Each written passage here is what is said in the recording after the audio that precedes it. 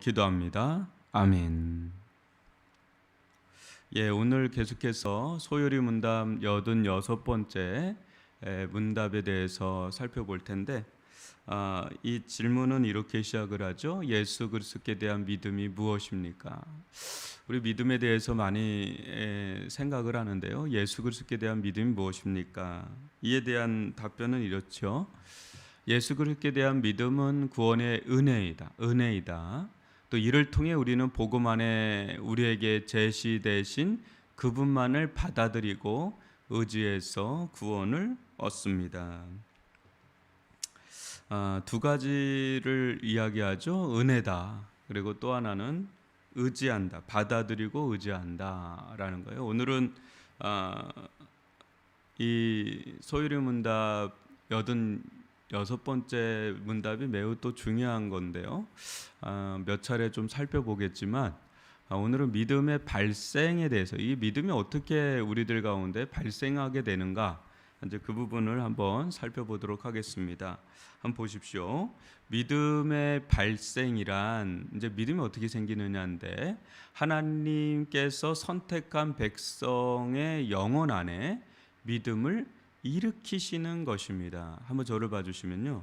여기서 이제 중요한 대목이 하나가 나오는데, 선택한 백성의 이게 나와요. 여러분 이제 신학적으로 들어가면 보편 속죄론과 제한적 속죄론이 나와요. 속죄론이 두 가지가 나오는데, 보편 속죄론은 누구나 다를 위해서 예수님께서 속죄 사역을 하셨다, 구원 사역을 하셨다라는 게 보편 속죄론이에요. 근데 우리 개혁주의인 우리가 믿는 속죄론은 제한적 속죄론이에요. 그러니까 선택된 백성들을 위해서 속죄 사역을 하셨다, 구원 사역을 하셨다, 이거예요. 왜 이게 중요하냐면, 예수 그리스도를 믿지 않는 자들을 위해서도 예수님께서 구원 사역을 하셨다, 속죄 사역을 하셨다 그러면 그 예수 그리스도를 믿을 필요가 없는 거예요. 왜냐하면 예수 그리스도께서 보편적으로 다 구원하시고 속죄하셨으니까. 근데 그거를 이단 사설이라고 규정하고요. 역사적으로 우리는 이제 제한적 속죄론. 근데 누가 선택받았는지, 예정된, 작정된 그런 이들인지를 모르죠, 저희들은. 그러니까 복음을 다 전하는 거예요, 모든 이들에게. 근데 모든 이들이 다 믿으면 좋겠는데 다 믿지 않죠. 선택된 백성들만 믿죠. 그래서 예수님께서도 말씀하시대요. 청함을 받은 자는 많으나 뭐라 그래요? 택함 받은 자는 적으니라 그러죠. 그러니까 다 청하긴 하잖아요. 전도를 하는 거잖아요. 근데 거기서 택함 받은, 선택받은 자는 적으니라 그러죠. 그러면 믿지 않는 사람들 중에는 이렇게 항변하는 사람 있죠. 왜 누구는 선택하고 누구는 선택하지 않느냐? 이순신 장군은 어떻게 되는 거냐? 막 이렇게 얘기하는데, 하나님의 주권이에요. 하나님의 주권. 그런데 정작 그런 말을 하는 사람들의 오류가 뭐냐면, 본인에게 지금 복음이 전달되고 있거든요. 그거 자체는 생각을 안 하고 엉뚱하게 과거 누구, 또 지금 누구, 그러니까 본인에게 지금 복음이 전해지고 있는데, 그래서 그런 말 하는 거는 속에서 하나님을 굉장히 거부하는 거죠. 그리고 본인이 그걸 또 받아들이게 되는 사람은 미치죠. 이거 누군가에게 꼭 전해야 되겠다라는 구령의 열정이 생기거든요. 이게 이제 구원받은 자들의 그 내면의 특징들이에요. 막 전하고 싶거든요. 여튼 믿음의 발생에 대해서 우리가 살펴볼 것 중에 하나가, 하나님이 선택한 백성의 영혼 안에 믿음을 일으키세요. 그게 이제 선택받았다는 증거죠. 믿음을 일으키시는 거예요. 그러니까 하나님께서 일으키시는 건데, 어떻게 일으키시냐? 하나님의 말씀을 듣는 가운데 영적인 이해력을 주셔서 그리스도의 필요성을 알게 하시는 거다. 이제 이 부분 계속해서 나가고 있죠.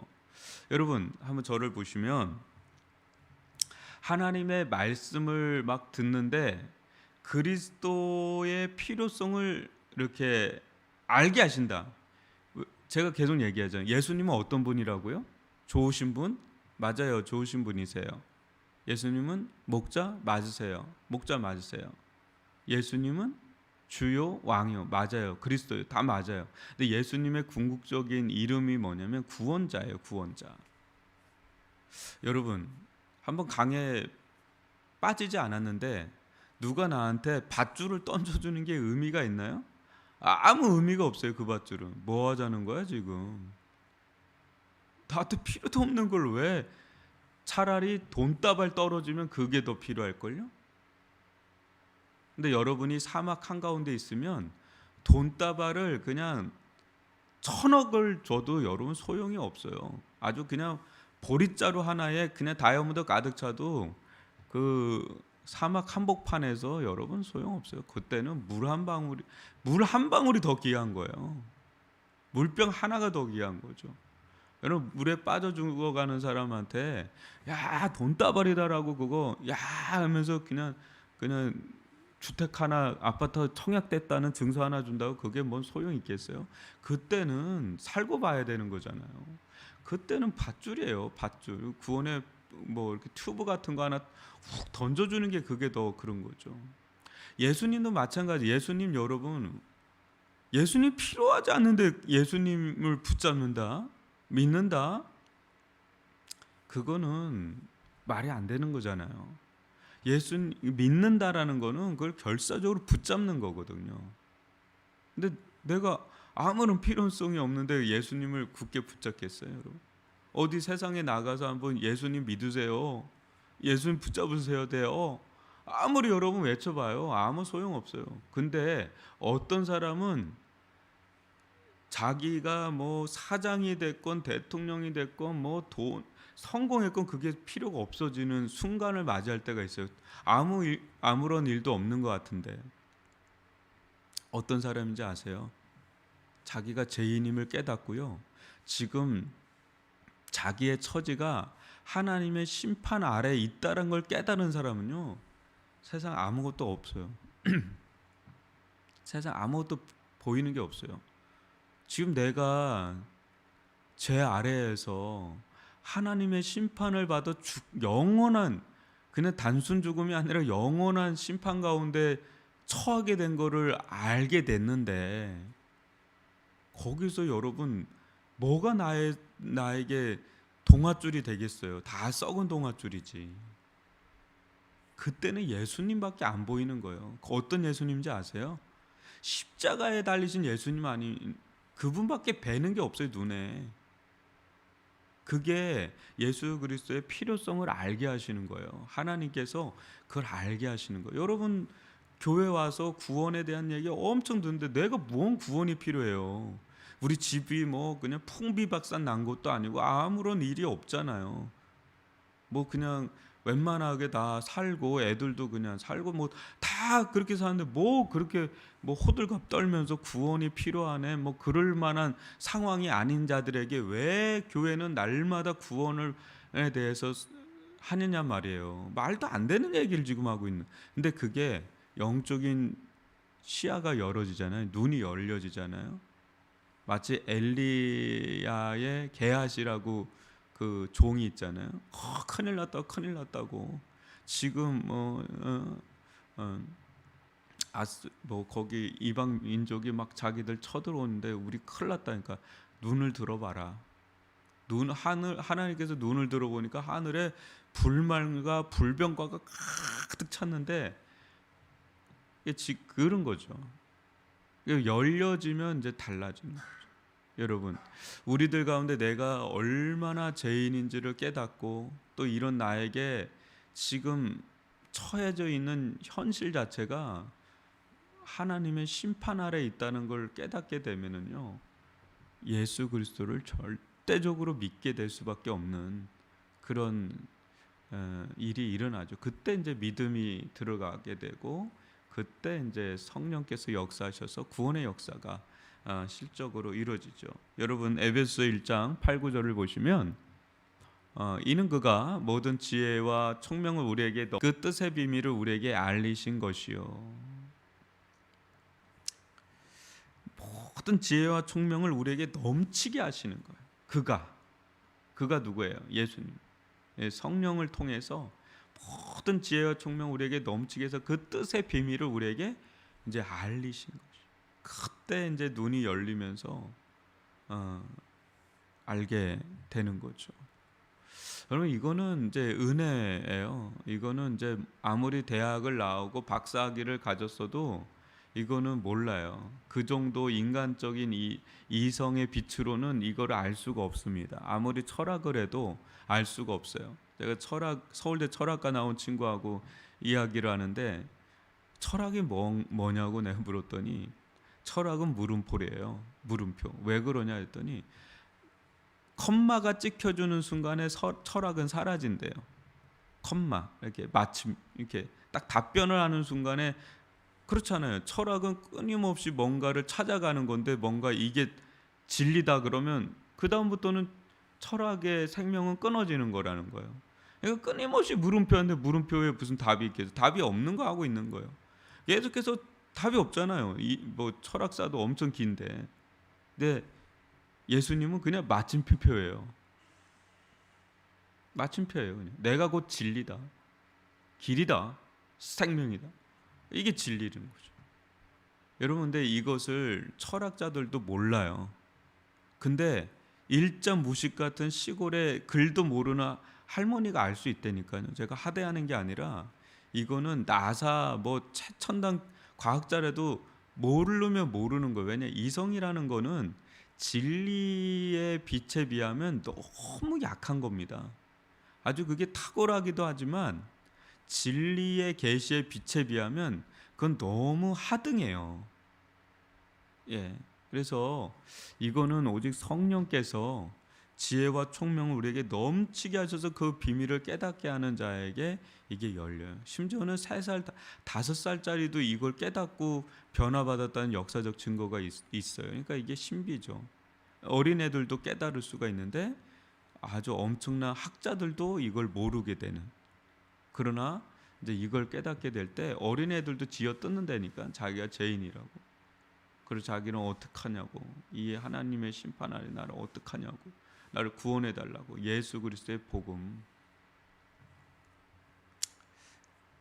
그 다음 보시면, 그래서 이것은 성령이 영혼을 중생시키셔서요, 마음의 각성이 일어나고요, 의지가 갱신이 되어가지고 그리스도를 붙잡게 하는 거예요. 여러분, 이제 믿음이 들어간 자는 이제 그 마음의 각성이 일어나요.